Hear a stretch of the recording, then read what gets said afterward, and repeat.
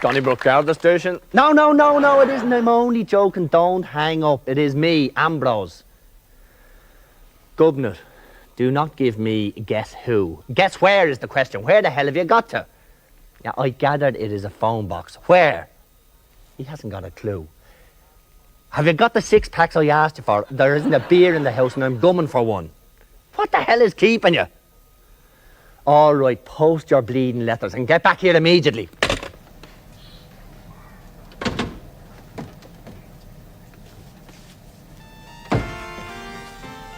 Day 1.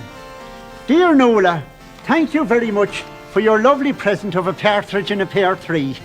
We're getting the hang of feeding the partridge now, although it was difficult at first to win its confidence. It bit the mother rather badly in the hand, but they're good friends now, and we're keeping the pear tree indoors in a bucket. Thank you again. Yours affectionately, Gobnait.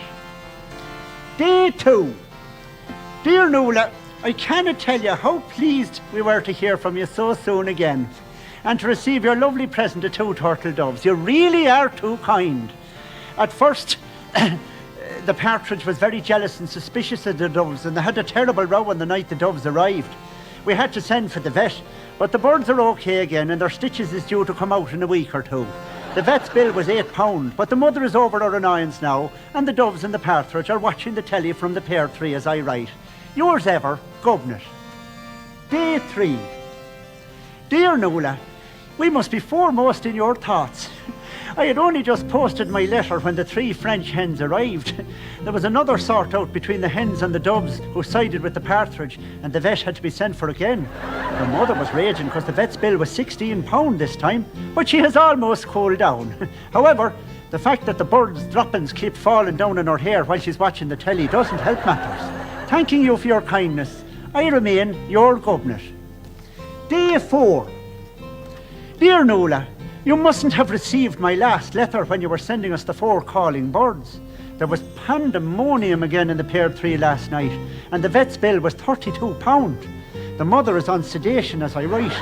I know you mean no harm, and remain your close friend, Gobnait.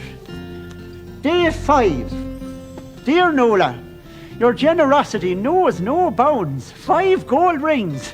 When the parcel arrived, I was scared stiff that it might be more birds, because the smell in the living room is atrocious. However, I do not want to seem ungrateful for the beautiful rings. Your affectionate friend, Gobnait. Day 6. Nuala, what are you trying to do to us?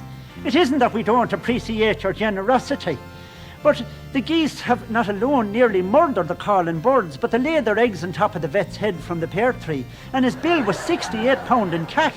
Me mother is munching 60 grains of Valium a day and talking to herself in a most alarming way. You must keep your feelings for me in check, Gobnait. Day 7. Nuala, we are not amused by your little joke.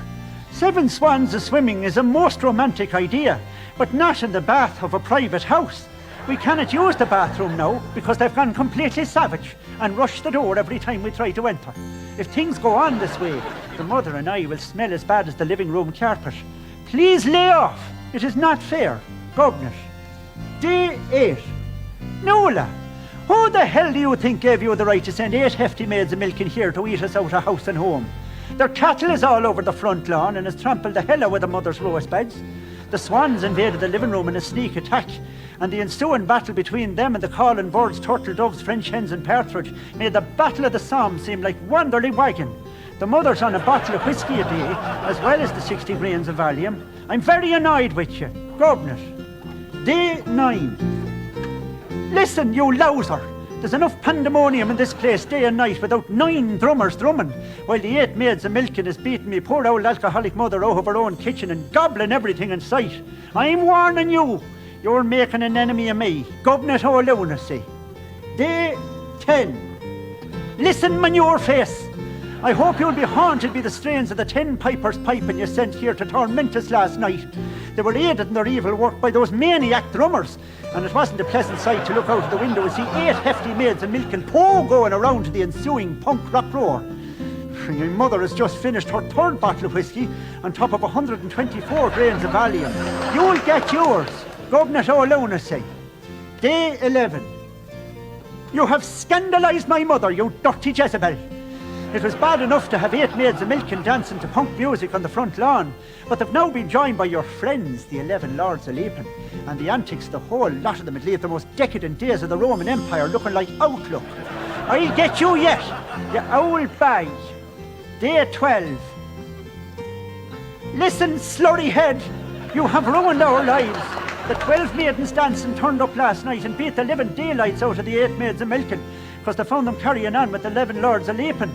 Meanwhile, the swans got out of the living room where they'd been hiding since the big battle and savaged hell out of the lords and all the maids. There were 8 ambulances here last night and the local civil defence as well. The mother is in a home for the bewildered, and I'm sitting here up to me neck in birds' droppings, empty whiskey and Valium bottles, birds' blood and feathers, while the flaming cows eating the leaves off the pear tree. I'm a broken man! Gobnait O'Lunacy!